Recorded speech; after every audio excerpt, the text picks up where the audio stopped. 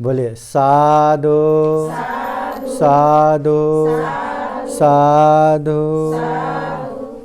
नमो बुद्धाय, नमो धम्माय, नमो संघाय। स्वागत है आप सभी का। आप लोग देख रहे हैं बुद्धास टीचिंग चैनल और हम यहाँ महाकारुणिक तथागत बुद्ध और उनके मानव हित कल्याणकारी धम्म के विषय में चर्चा करते हैं। विशेषतः वर्षावास के उपलक्ष्य में हम हर दिन शाम के 7 बजे आप लोगों को विशेष कार्यक्रम, विशेष धम्म देशना लेके आते हैं। आज भी हम यहाँ न्यू हनुमान नगर से ये प्रत्यक्ष आप लोगों को ये दिखा रहे हैं।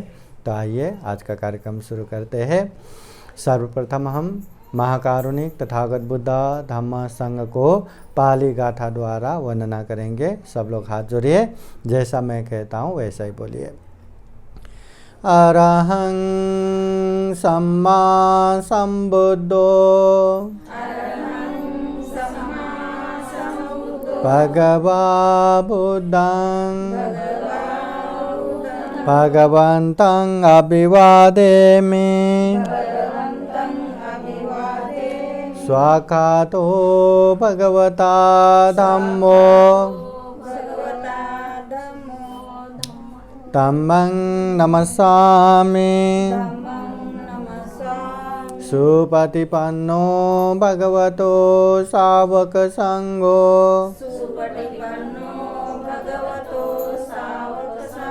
संघं नमामि। अभी शील प्रार्थना कीजिए। ओकाश वंदना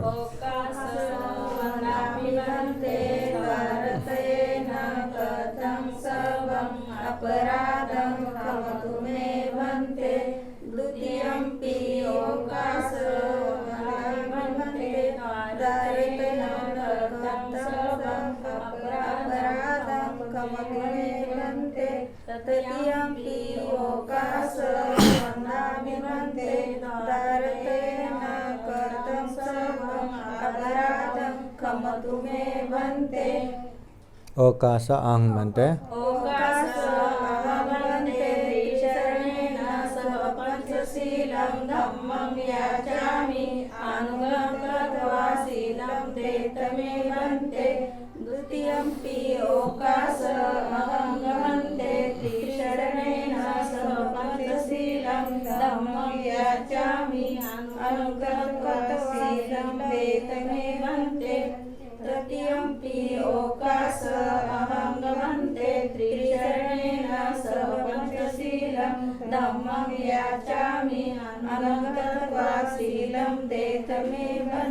यमहं वदामि तं वदेता। नमो तस्सा भगवतो अरहतो सम्मा सम्बुद्धास्सा। नमो तस्सा भगवतो अरहतो सम्मा सम्बुद्धास्सा। नमो तस्सा भगवतो अरहतो सम्मा सम्बुद्धास्सा। नमो तस्सा भगवतो अरहतो सम्मा सम्बुद्धास्सा। बुद्धं शरणं गच्छामि धम्मं शरणं गच्छामि संघं शरणं गच्छामि द्वितीयंपि बुद्धं शरणं गच्छामि द्वितीयंपि धम्मं शरणं गच्छामि द्वितीयंपि संघं शरणं गच्छामि तृतीयंपि बुद्धं शरणं गच्छामि तृतीयंपि धम्मं शरणं गच्छामि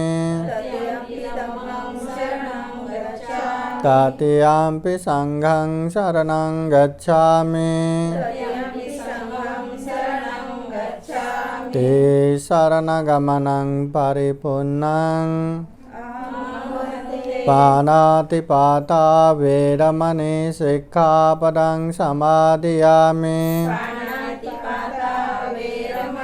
सिक्खापदं समादयामि आदिन्नदाना वेरमणि सिक्खापदं समादयामि अदीनदाना वेरमणि सिक्खापदं समादयामि कामेषु मिच्छाचारा वेरमणि सिक्खापदं समादयामि कामेषु मिच्छाचारा वेरमणि सिक्खापदं समादयामि मुसावादा वेरमणि सिक्खापदं समादयामि मुसावादा वेरमणि सिक्खापदं समादयामि सुरामेरयो मज्जपमादत्ताना वेरमणि सिक्खापदं समादयामि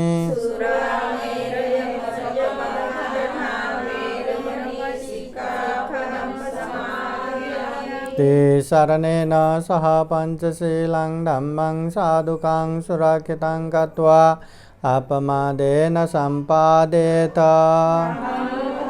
साधु साधु साधु बुद्धं नमामि धम्मं नमामि संघं नमामि। नाम क्या है आपका? प्रभय सावंत पर्याय सावंत ओके। महाकारुणिक तथागत भगवान बुद्ध को त्रिबार वंदना। महाकारुणिक तथागत बुद्ध द्वारा देशित सुआख्यात धम्म को त्रिबार वंदना। महाकारुणिक तथागत बुद्ध के आर्य श्रावक संघ को त्रिबार वंदना। परम पूजनीय बोधिसत्व डॉक्टर बाबा साहब अम्बेडकर आज के विशेष कार्यक्रम में उपस्थित पूजनीय भिक्षु अनिरुद्ध थेरो प्रमुख संपूर्ण ये सावंत उपासिका परिवार बंधु बांधव संपूर्ण श्रद्धा संपन्न बुद्धि संपन्न उपासक उपासिकाएं। अभी अभी हमने पाली गाथा द्वारा पंचशील प्रार्थना किया जिसे हमें हर दिन पालन करना चाहिए। हर दिन पालन करेंगे तो जीवन में सुख शांति प्राप्त होगा। तो अभी पूजनीय भिक्षु संघ आप लोगों को बुद्धवाणी पाली गाथा द्वारा परित्राण पाठ करते हैं, आशीर्वाद देते हैं। आप सभी के जीवन में बुद्ध का आशीर्वाद रहे, धम्म का आशीर्वाद रहे, संघ का आशीर्वाद रहे। विशेषतः सावंताई प्रमुख संपूर्ण परिवार बंधु बांधव सबके जीवन में बुद्ध धम्म संघ का आशीर्वाद रहे। सभी मनुष्य मात्र को, सभी प्राणी मात्र को जीवन में सुख शांति मिले, दुख मुक्ति निर्वाण की तरफ निरंतर आगे बढ़े, ऐसी कामना करते हुए पूजनीय भिक्षु संघ बुद्धवाणी परित्राण पाठ द्वारा आशीर्वाद देते हैं। श्रद्धापूर्वक आशीर्वाद ग्रहण करने के लिए 3 बार साधु साधु बोलिए। साधु साधु साधु समन्ता चक्रवालेषु अत्रा गच्छन्तु देवता सदामं मुनिराजस शृण्वन्तु सग्गमोक्षदं धम्मश्रवणकालो अयं वदन्ता धम्मश्रवणकालो अयं वदन्ता परितधम्मश्रवणकालो अयं वदन्ता।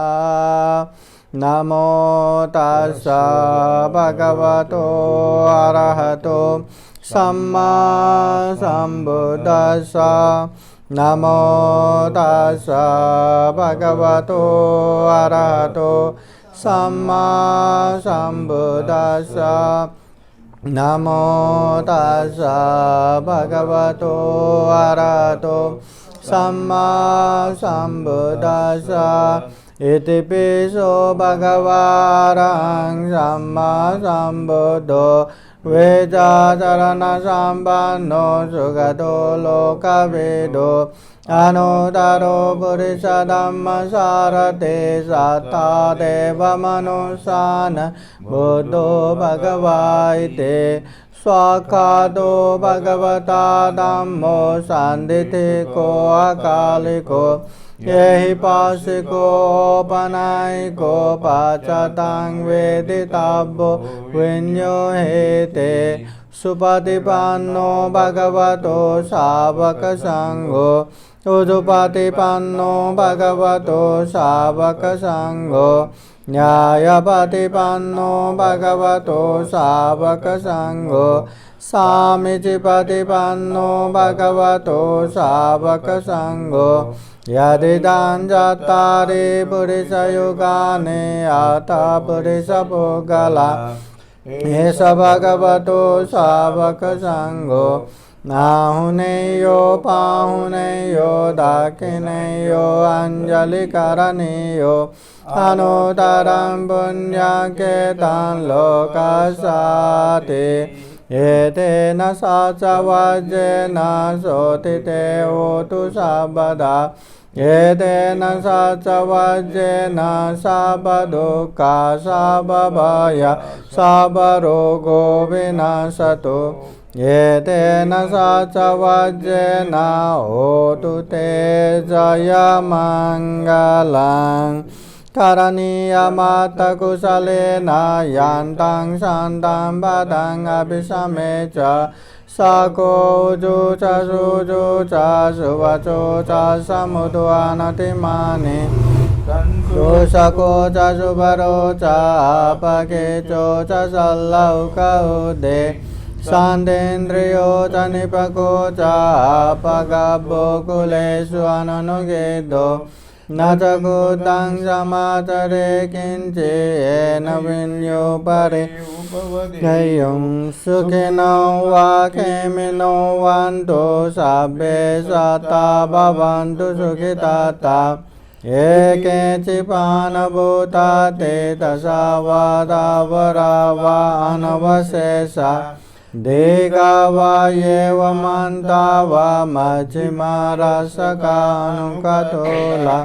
देता वा एव आदिता ये च दूरे वसन्ति अभिदूरे भूता वा सम्भवेशि वा सर्वे सता भवन्तु सुखिताता न परो परान्निकोपेत नातिमन्येत कथचिनं कञ्चे व्यारोशनापतिकसंज्ञा नान्यमन्य स दुःखमिच्छय माता यथा नियम्भूतं आयुषा एकपुत्रमनुरक्षे एवंपि सर्वभूतेषु मानसं भावये अपरिमाणं मेतं च सर्वलोकस्मिन् मानसं भावये अपरिमाणम् उतं अधो च तिर्यं च असंवादं अवैरं असपतं तेतं चरन्निसिन्नो वा शयानो वा यावता स विगतमेधो एतं सतिं अदितेय ब्रह्ममेतं विहारं इदमाहो देतेन चानुपगमशीलवादर्शनेन सम्पन्नो कामेषु विनायके दानै जातु गावशय्य पुनरेते एतेन सचवज्रेन सोतिते होतु सर्वदा एतेन सचवज्रेन सर्वदुःखा सर्वभय सर्वरोगो विनाशतु एतेन सचवज्रेन होतु ते जयमङ्गलं दुःखपता च निर्दुःखा भयपता च निर्भया शोकपता च निःशोका वन्तु सर्वे पाणिनो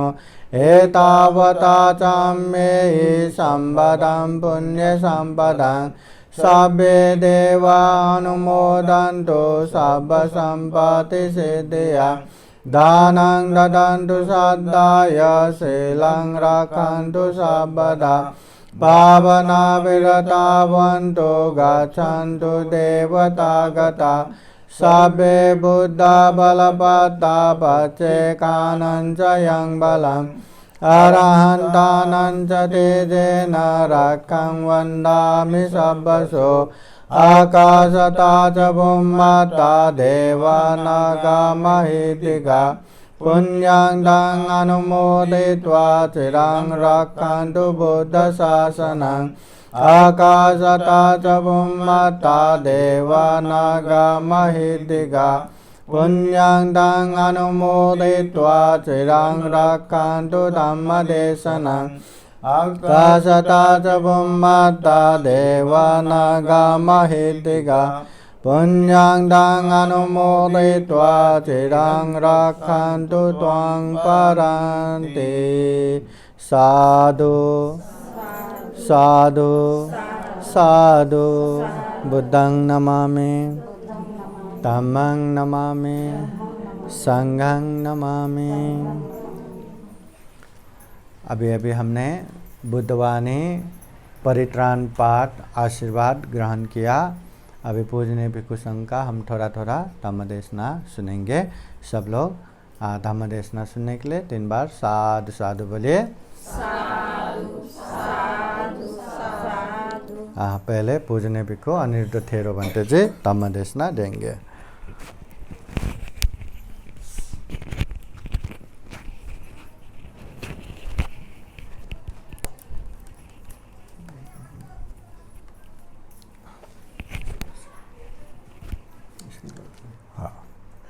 मना साधु साधु नमो तस्स भगवतो अरहतो सम्मा सम्बुद्धस्स नमो तस्स भगवतो अरहतो सम्मा सम्बुद्धस्स नमो तस्स भगवतो अरहतो सम्मा सम्बुद्धस्स। महाकारुणिक तथागत गौतम बुद्ध बोधिसत्व डॉक्टर बाबासाहेब आंबेडकर या ठिकाणी जमलेले सर्वबौद्ध उपासक उपासिका बालक आणि बालिका या ठिकाणी आपण पाहतो। या ठिकाणी पूजनीय पवित्र असे भिक्खू संघ भिक्खू इंदमतजी यांना त्रिवार अभिवादन। या ठिकाणी आपण आलात, या कार्यक्रमाला उपस्थित राहिलात त्याबद्दल पुन्हा एकदा आपलं अभिनंदन करून आपण या प्रवचनाला सुरुवात करणार आहोत। भगवान बुद्ध म्हणतात की जसं पुण्य आपण करतो तो पुण्याच्या बलाने आपण कुठं पोहोचतो आणि जेव्हा आपण पाप करतो तेव्हा कुठे पोहोचतो। या ठिकाणी भगवंतांनी सुंदर अशी एक छोटीशी कथा सांगितलेली आहे। पाप केल्याच्या नंतर आपल्याला कशी सद्गती प्राप्त होते आणि पाप केल्याच्या नंतर आपल्याला दुर्गती कशी प्राप्त होते हे भगवंतांनी छोट्याशा या कहाणीमध्ये सांगितले, गोष्टीमध्ये सांगितलेलं आहे।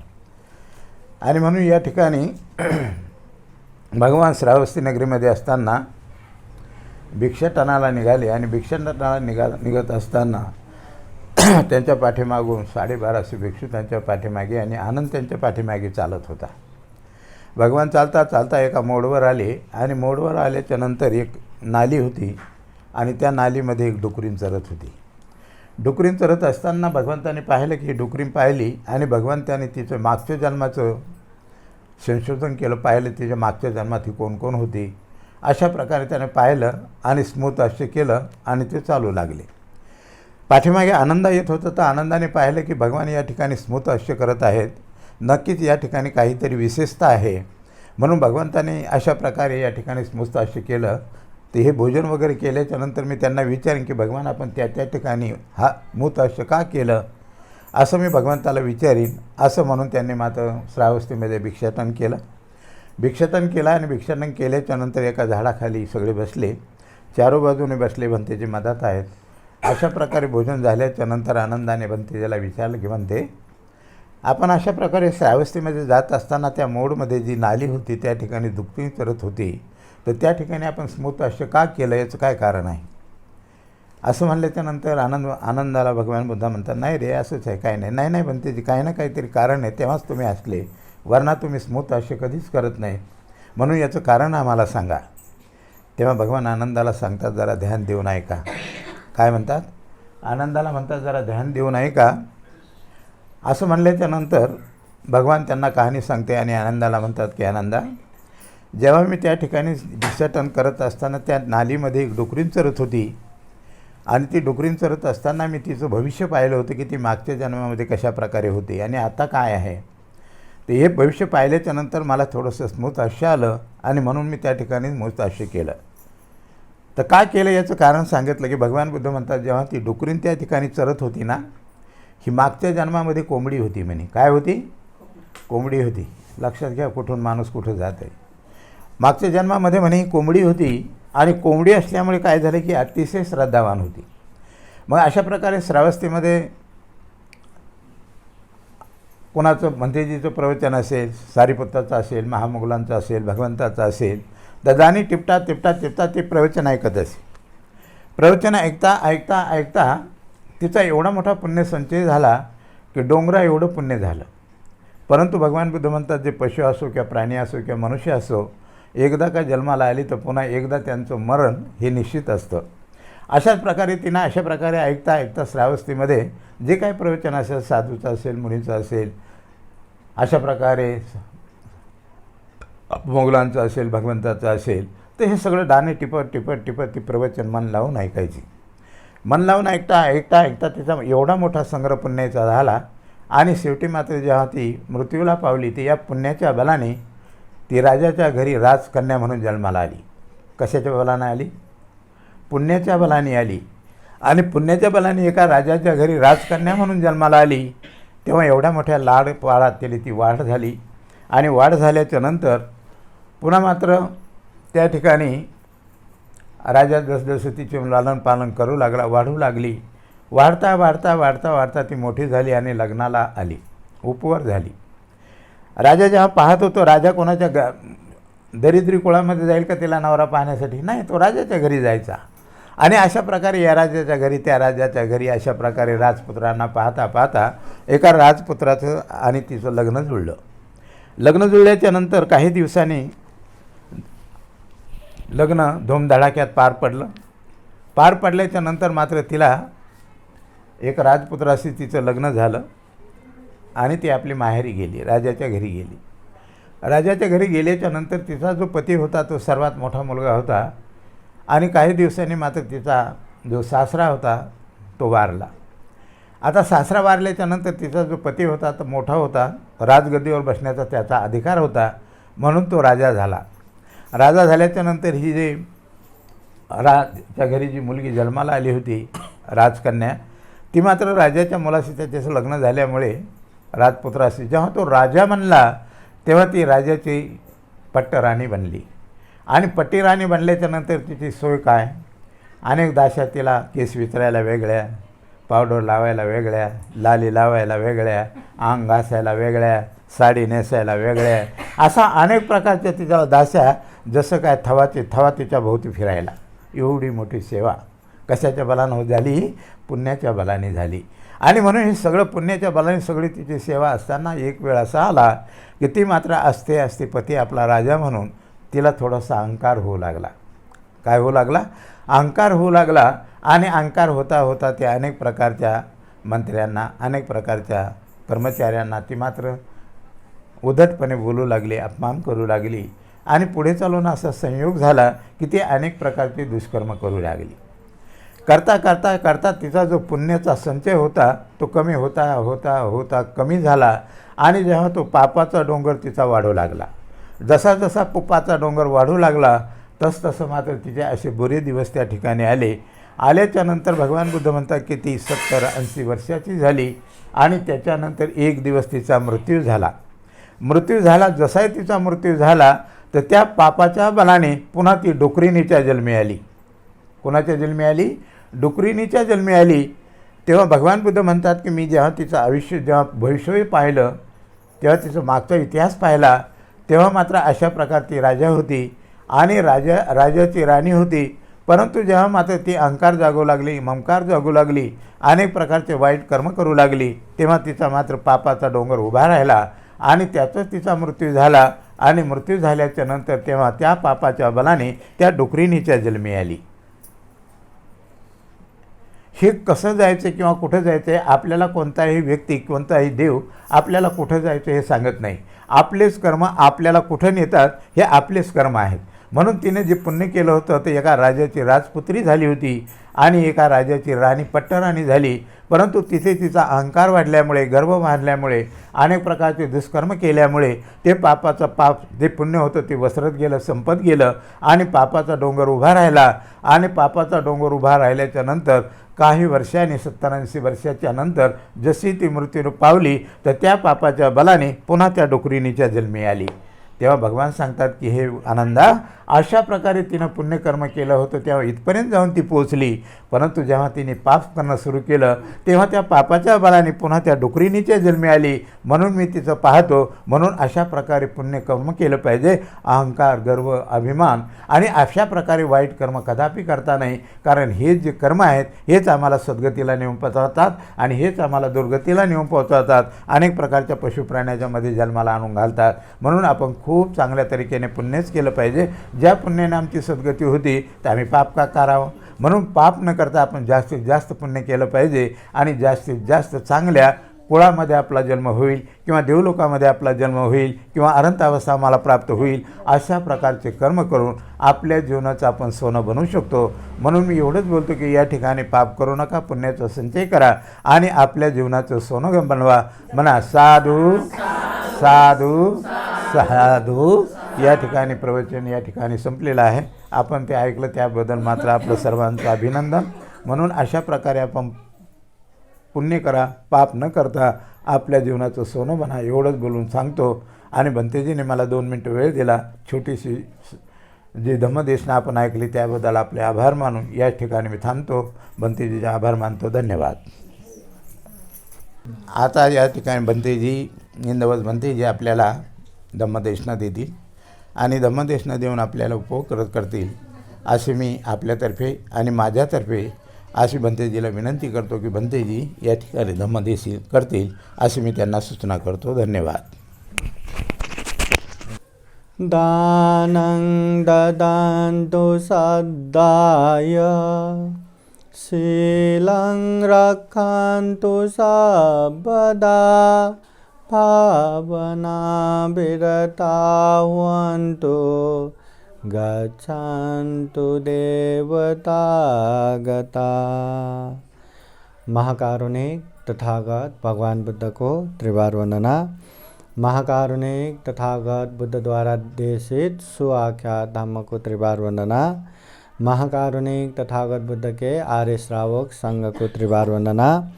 परम पूजनीय बोधिसत्व डॉक्टर बाबा साहब अम्बेडकर आज के ये विशेष वर्षावास भोजन धम्मदेशना कार्यक्रम में उपस्थित पूजनीय भिक्षु अनिरुद्ध थेरो और यहाँ उपस्थित संपूर्ण श्रद्धा संपन्न बुद्धि संपन्न उपासक उपासिकाएँ और अपने अपने जगह पे बैठकर जो अपने मोबाइल में टीवी में बुद्धास टीचिंग चैनल द्वारा देख रहे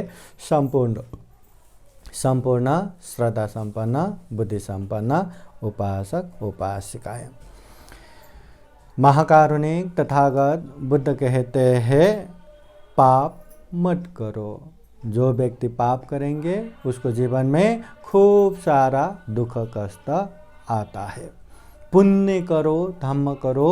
जो व्यक्ति धम्म करेगा उसके जीवन में खूब सुख शांति आता है।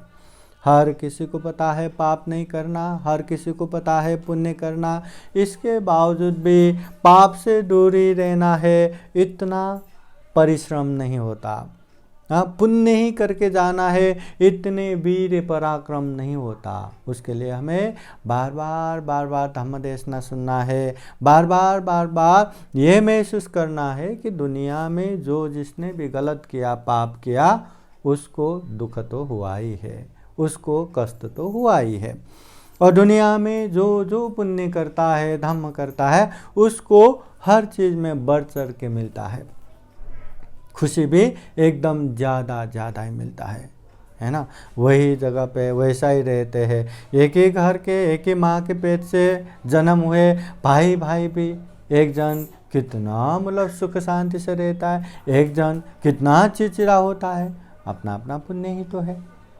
वही घर के भाभियाँ देखो, किसी का कितना अच्छा कपड़ा रहता है, किसी का कपड़ा ही नहीं रहता। किसी का कितना अच्छा गहना रहता है, किसी का गहना ही नहीं रहता, है ना। अपना अपना पुण्य। और कोई जितने जो है जो व्यक्ति संतुष्ट रहता है वो प्रसन्न रहता है, और जिसका संतुष्टि नहीं अरे उसका बेचैनी, उसका दुख, उसका ठिकाना ही नहीं। इसलिए महाकारुणिक तथागत बुद्ध बार बार अनेक उदाहरण दे दे के, अनेक कहानी बता के लोगों को समझाते हैं पाप मत करो, पुण्य करो। हाँ, अभी पाप तो नहीं करना, गलत तो नहीं करना, जो अकुशल है वो नहीं करना, तो पुण्य करना। तो पुण्य क्या करना? हाँ, कम से कम ये शरीर से गलत न करना, वाणी से गलत न बोलना, मन से गलत न सोचना, ये पुण्य है। शरीर से अच्छा करना, वाणी से अच्छा बोलना, मन से अच्छा सोचना, ये पुण्य है। और ये मतलब इतना आवाज़ करके बेचने के लिए आते हैं, वह प्रवचन के टाइम पे भी है ना, यहाँ ऐसा वो क्या ढोंग रख के इतना, है ना। तो महाकारुणिक तथागत बुद्ध कहते हैं पुण्य करने की इच्छा जिसको है, या जो घर गृहस्थ में रह के सुख शांति पूर्वक रहना चाहते हैं और अच्छे से अच्छे पुण्य करके आगे बढ़ना चाहते हैं, उन लोगों के लिए महाकारुणिक तथागत बुद्ध 3 बातें बताते हैं। वैसे प्रवजित भिक्षु भिक्षुणियों के लिए भी 3 बातें बताते हैं। वो क्या? शील और समाधि प्रज्ञा का बात बताते हैं। मगर घर गृहस्थ में रहने वाले आप जैसे उपासक उपासिकाओं को 3 बातें क्या क्या बताते हैं? दानं ददन्तु श्रद्धाय, श्रद्धा पूर्वक दान दो। शीलं रखन्तु सर्वदा, शील हमेशा पालन करो। भावना विरतावन्तु, ध्यान भावना करते जाओ। ये 3 बातें सिखाते हैं। दान देने से क्या होगा? पुण्य मिलेगा, पुण्य तो मिलेगा। दूसरा सबसे महत्वपूर्ण बात क्या होगा? दान देने से जो हमारे मन के लोभ है उसको दमन कर पाएंगे। शील पालन करने से क्या होगा? पुण्य मिलेगा, पुण्य तो मिलेगा। शील पालन करने से अपने आप को संयमित रख पाएंगे। हाँ, जो द्वेष दुराह भावना से दूर रह पाएंगे। इसलिए हमेशा शील पालन करना है। फिर भावना, ध्यान भावना करने से क्या होगा?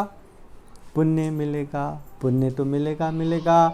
उसके साथ साथ जो हमारे मन के अज्ञानता है, मूर्खता है, मोह है, वो भी खत्म हो जाएगा।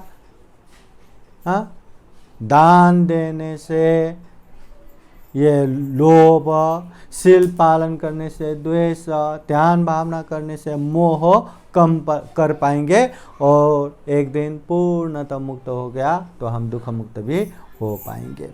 इसलिए तथागत बुद्ध घर गृहस्थ में रहने वाले उपासक उपासिकाओं को ये 3 चीज़ पालन करो ऐसा कहते हैं। हाँ, अभी उसमें से दान क्या है? जो चीज़ अपने पास है वो किसी को देना, वो दान हो गया।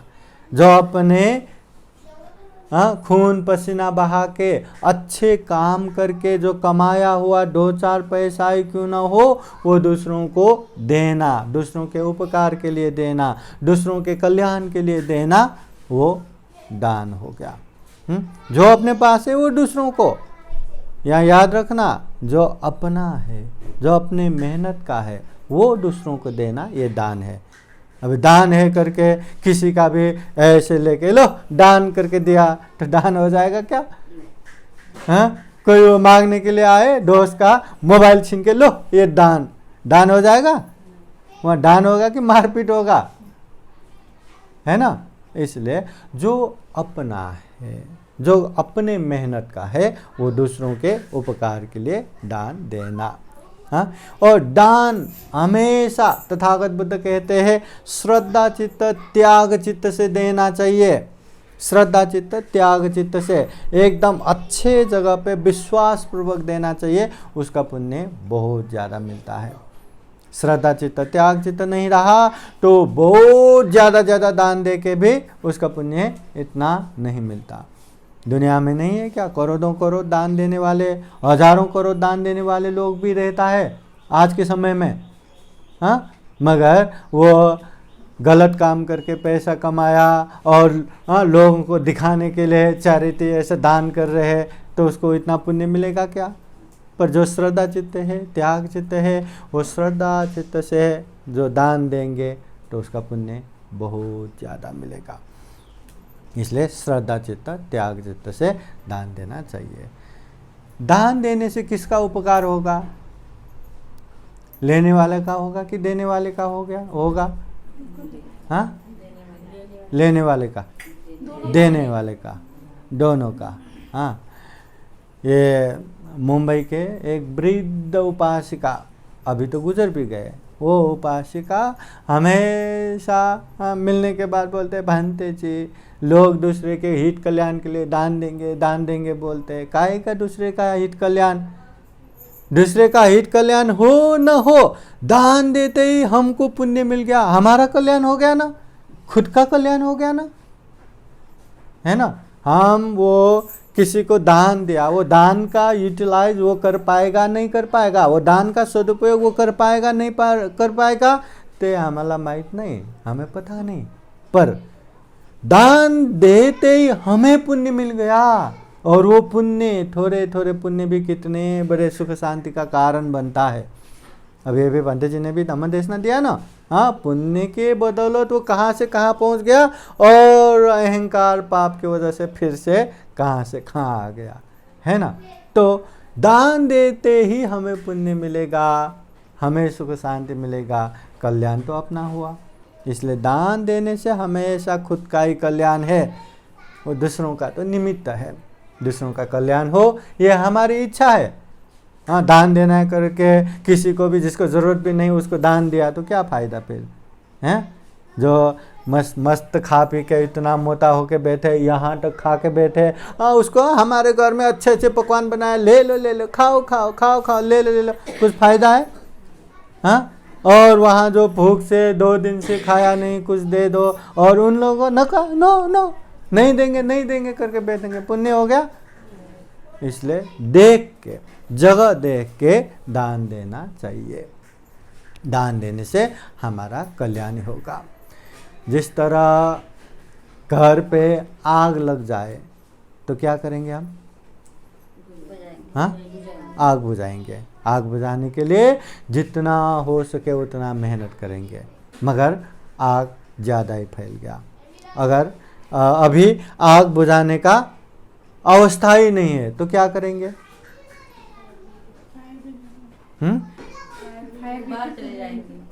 हाँ, आग बुझाने का भी संभव ही नहीं, बहुत ही जल गया, तो सबसे पहले हम घर के सारे लोगों को सही सलामत बचा के बाहर लेके जाएंगे। और उसके बाद भी टाइम मिला तो क्या करेंगे? घर से जो मूल्यवान वस्तु है ना, जल्दी बाहर फेंकेंगे, जल्दी घर के बाहर लेके जाएंगे। और याद कीजिए, उस समय जितना मूल्यवान वस्तु हमने घर से बाहर फेंका उतना ही हमारा बच जाएगा, बाकी सब घर के साथ साथ जल के राख हो जाएगा। ये तो समझ में आता है ना, सिंपल सी बात है, ये समझ में आता है। उसी तरह ये हमारे जीवन भी है, हमारे जीवन में भी जरा जीर्ण मरण रूपी आग जल रहा है। न चाहते हुए भी हम भी बुढ़ापे की तरफ भाग रहे, नहीं भाग रहे? न चाहते हुए भी हम बीमारी की तरफ भाग रहे, नहीं भाग रहे? न चाहते हुए भी हम मृत्यु के नजदीक पहुंच रहे, नहीं पहुंच रहे? तो ऐसे जरा जीर्ण मरण रूपी आग जल रहा है।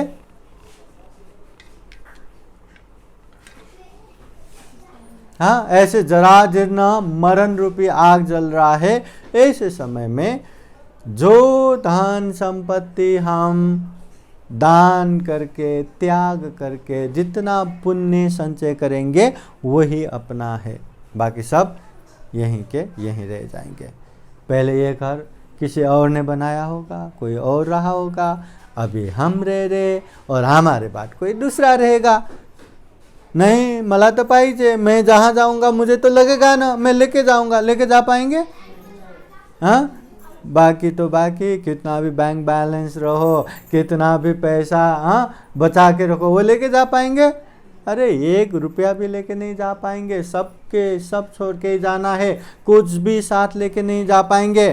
तो ऐसे में जो हम पुण्य करेंगे, दान करेंगे, त्याग करेंगे, वही हमारे साथ साथ आएगा, बाकी तो जल के राख हो जाएगा। इसलिए कहते हैं, जो धन संपत्ति हम मेरा मुझे मेरा करके जो संग्रह करके रखते हैं ना, खाली जमा करके रखते हैं कंजूसी बन के, हाँ, जमा करके रखते हैं लोभी बन के, तो वो धन संपत्ति तो पूरा व्यर्थ का है, बोलते हैं वेस्ट। वो धन संपत्ति न हम खाने पीने के लिए प्रयोग कर पा रहे, न अपने जीवन में कुछ पुण्य कार्य करने के लिए प्रयोग कर पा रहे। जब हम मर जाएंगे यहीं के यहीं रह जाएंगे, इसलिए कोई काम का नहीं। जो धन संपत्ति हम केवल खाने पीने के लिए या व्यवहार में प्रयोग कर रहे हैं ना, वो केवल है समान। कम से कम खाने पीने के लिए, रहने के लिए, पहनने के लिए तो प्रयोग कर रहे हैं, केवल है समान। मगर जो धन संपत्ति हम दूसरों के उपकार के लिए प्रयोग करते हैं, दूसरों के दान के लिए प्रयोग करते, त्याग के लिए प्रयोग करते, अच्छे जगह पे हम उसको सदुपयोग करते हैं, वही धन संपत्ति सही मायने में अपना धन है। वो पुण्य रूपी धन, हाँ, मर भी गया तो साथ में आते रहेंगे, हमेशा हमारे सुख शांति का कारण बनते रहेंगे। जब तक हम निर्वाण प्राप्त नहीं करेंगे तब तक पीछे पीछे पीछे पीछे पीछे पीछे आके ये पुण्य हमारे साथ देता रहेगा। इसलिए ये भौतिक धन संपत्ति अच्छा है या पुण्य रूपी संपत्ति अच्छा है? पुण्य रूपी संपत्ति। ये धन संपत्ति तो जीने के लिए तो बहुत जरूरी है, आवश्यक चीज है। हाँ, जीने के लिए धन संपत्ति नहीं रहा तो जीवन कष्टकर होता है। मगर धन संपत्ति होना सुख शांति नहीं है, धन संपत्ति होना वो पुण्य नहीं है। वो धन संपत्ति को प्रयोग करके पुण्य करना चाहिए। जितना धन संपत्ति ज़्यादा हुआ ना उतना हम पुण्य कर पाएंगे। अब पैसा ही नहीं रहा तो दान क्या देंगे? पैसा ही नहीं रहा तो बिहार में क्या देंगे, है ना? और पैसा रहा और बिहार में बड़ा मूर्ति मैं दान दूंगा, हाँ, बिहार का दूसरी मंजिली मैं बना के दूंगा, हाँ, पंडित जी को एक फ्रिज मैं दूंगा। पैसा होना चाहिए ना, और पैसा रहा तो ज़्यादा से ज़्यादा हम पुण्य कर पाएंगे। हाँ, इसलिए पैसा चाहिए, पर पैसा ही होना सुख शांति नहीं है। ये पैसा धन संपत्ति तो क्या है? आग में जल के भी राख बन सकता है, पानी में बह के भी खत्म हो सकता है, चोर चुरा के भी खत्म कर सकता है, शत्रु षड्यंत्र करके भी खत्म कर सकता है, ये सरकार सर्वसहरण करके भी खत्म कर सकता है।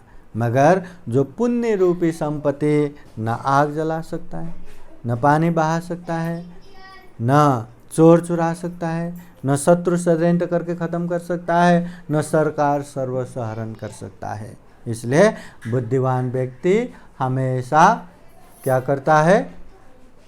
पुण्य रूपी संपत्ति आर्जन करता है। इसलिए दान देने के संदर्भ में कल दूंगा या अगले जन्म दिवस में दूंगा या जब मैं बुढ़ापे में रिटायर हो जाऊंगा तब दूंगा, ऐसा करके नहीं बैठना।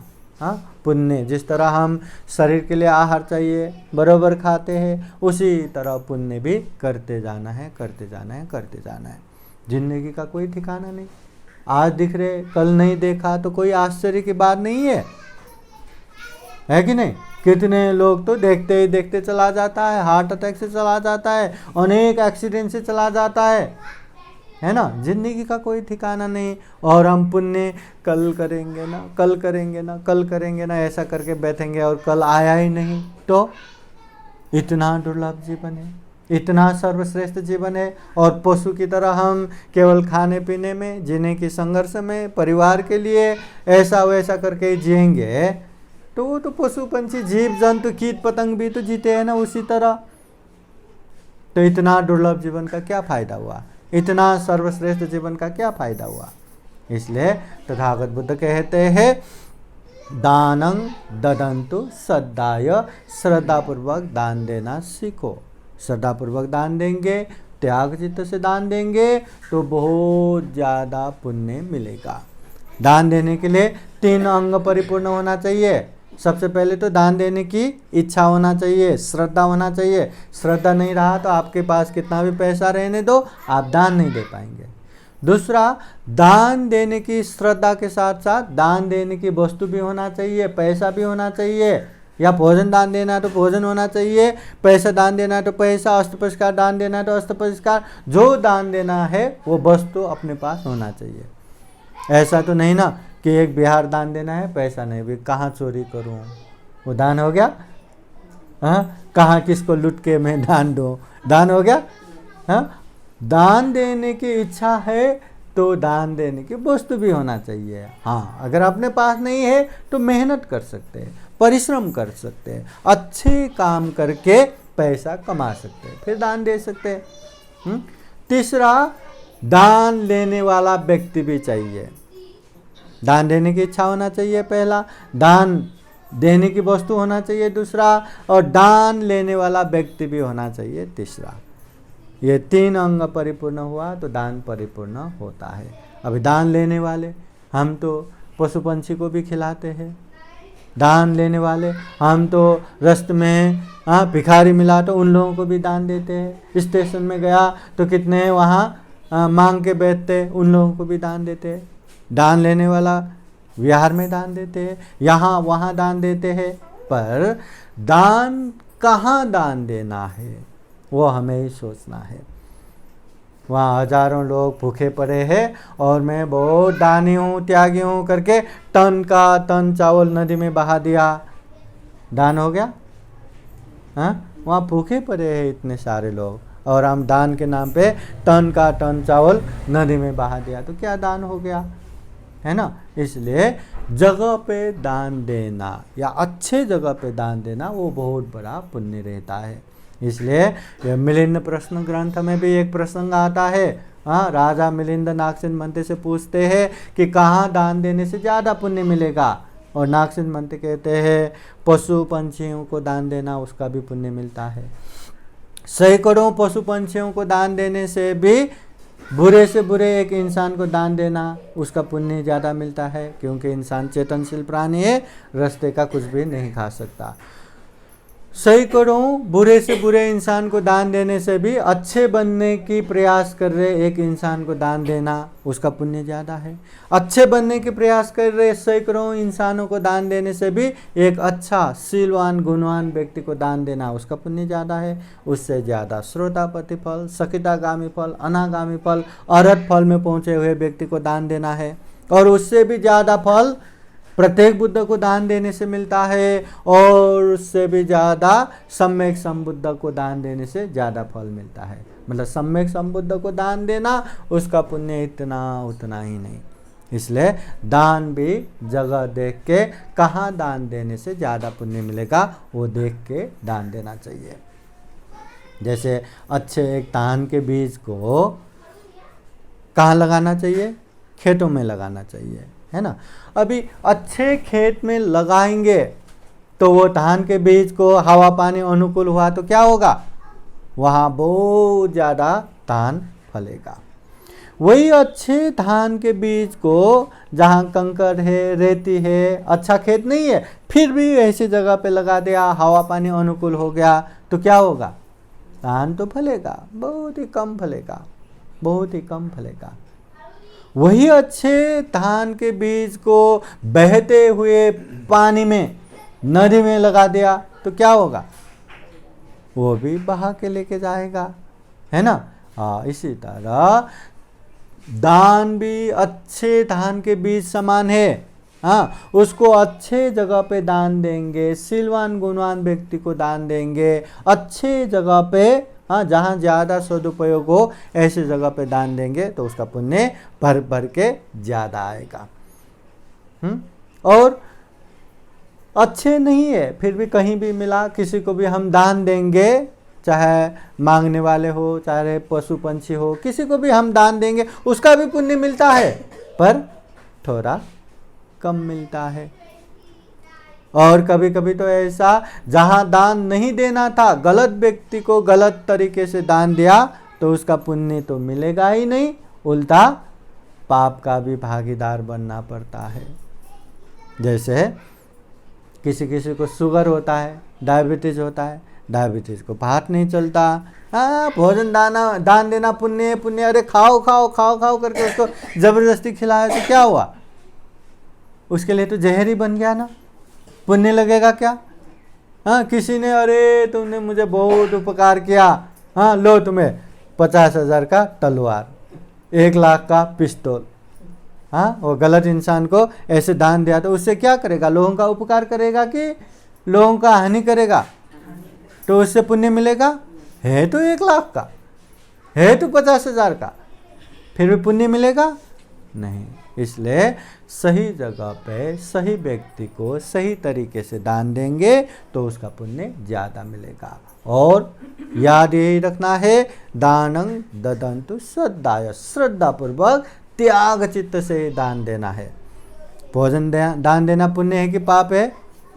पुण्य है। कहते हैं बिना श्रद्धा के, बिना त्याग चित्त के हजारों भिक्षुओं को दान देने से भी श्रद्धा चित्त से, त्याग चित्त से 4 भंते या संघ को दान देना उसका पुण्य ज़्यादा मिलता है। बिना श्रद्धा के, बिना त्याग चित्त के सोने के महल जैसा महंगे से महंगे विहार दान देने से भी श्रद्धा चित्त से, त्याग चित्त से, ये मिट्टी का एक छोटा सा पात्र रहता है ना, हाँ, पिंड पात्र, वो दान देना उसका पुण्य ज़्यादा रहता है। बिना श्रद्धा चित्त, बिना त्याग चित्त पूरे के पूरे बगीचा ही दान देने से भी श्रद्धा चित्त से, त्याग चित्त से 2 फूल दान देना उसका पुण्य ज़्यादा रहेगा। समझ में आया क्या? इसलिए श्रद्धा चित्त होना जरूरी है, त्याग चित्त होना जरूरी है। श्रद्धा चित्त बोले तो दान में इतना विश्वास होना चाहिए कि मैं दान दूंगा तो मेरा कल्याण होगा ही। मैं दान दूंगा तो अभी भी कल्याण होगा, मध्य में भी कल्याण होगा, अंत में भी कल्याण होगा। और बहुत सारे लोगों ने दान दिया है, बहुत सारे लोगों का कल्याण हुआ है, मेरा भी होना ही है। चाहे अनाथ पिंडिक महाजन ले लो, चाहे विशाखा उपासिका ले लो, चाहे मल्लिका देवी ले लो, चाहे राजा बिम्बिसार ले लो, चाहे राजा सुदोधन ले लो, चाहे कौशल राजा ले लो, बहुत सारे लोगों ने दान दिया है और बहुत सारे लोगों का कल्याण हुआ है। मैं भी दान दूंगा तो मेरा भी कल्याण होगा ही। इतना दृढ़ विश्वास होना चाहिए, इतना दृढ़ श्रद्धा होना चाहिए, फिर जाके हम दान दे पाएंगे। और दान भी, पुण्य भी तुरंत, अभी थरे था तुरंत करना चाहिए, तत्काल करना चाहिए। आज दान देने का मन हुआ, नहीं अगली बार मैं दान दूंगा, अगली बार वो दान देने की इच्छा ही नहीं होगा। शील पालन करने का भी, ध्यान भावना करने का भी, कुछ भी पुण्य करने में तुरंत नहीं किया तो बाद में करूँगा, बाद में करूँगा, बाद में कर ही नहीं सकता। इसलिए महाकारुणिक तथागत बुद्ध कहते दानं ददन्तु श्रद्धाय, श्रद्धापूर्वक दान देना चाहिए। हाँ, समझ में आया? हाँ, तो हम भी यही कामना करेंगे कि जीवन में खूब श्रद्धापूर्वक दान दे सके, खूब अच्छे से शील पालन कर सके, खूब अच्छे से ध्यान भावना कर सके, जीवन में ढेर सारा पुण्य धर्म करते हुए ये दुर्लभ, यह अमूल्य, ये सर्वश्रेष्ठ मनुष्य जीवन को सफल बना सके, सार्थक बना सके, अंत में जन्म जरा व्याधि मरण से मुक्त निर्वाण तक प्राप्त कर सके, ऐसी कामना करते हुए ये धम्म देशना यहीं समापन करते हैं। सबका मंगल हो, सबका कल्याण हो। भवतु सब मंगलं।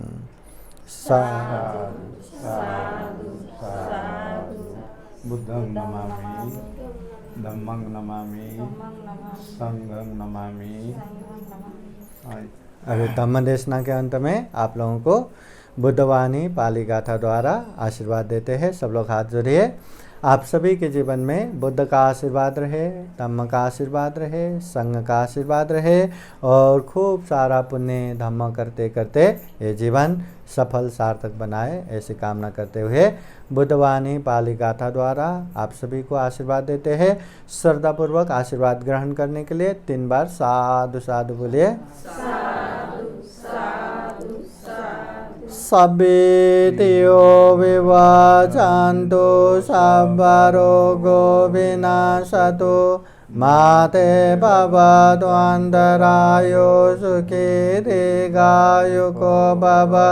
भवतु सर्वमङ्गलं रक्षन्तु सर्वदेवता सर्वबुद्धानुभावेन सदा शुद्धि भवन्तु ते।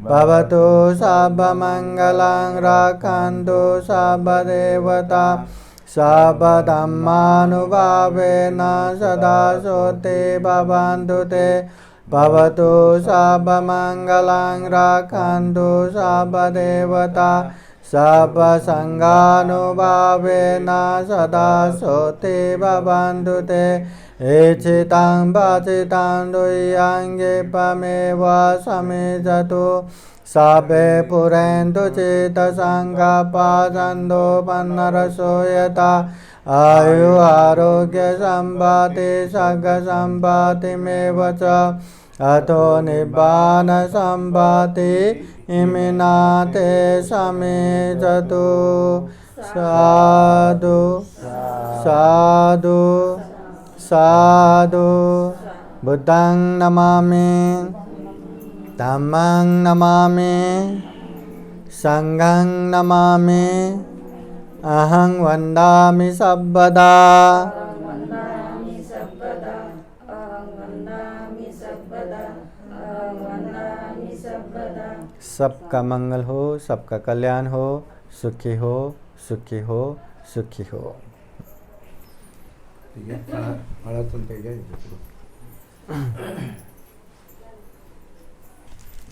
जैसा मैं कहता हूँ वैसा ही कहिए। हाँ, इमं दानं सथ परिखारं देम पूजेमं इदं मे पुण्यं आसवखया वहं होतु इदं मे पुण्यं निब्बानस पचयो होतु इदं मे पुण्यं सब्बे सत्ता अनुमोदन्तु। दानं ददन्तु सद्दाय शीलं रक्षन्तु हिरतावन्तु गच्छन्तु देवता गता सब्बे बुद्धा बलवत्ता पचेकानं जयं अरहन्तानं च तेजेन रक्षं वन्दामि सर्वसु। सुखी हो, मंगल हो, कल्याण हो। 3 बार प्रणाम कीजिए। वंदन करा। सुखी हो, मंगल हो। झाडा आला लागले तसं ऍडजस्टमेंट करावं लागायला लागली कशी पण शरीर झाले कशी आवड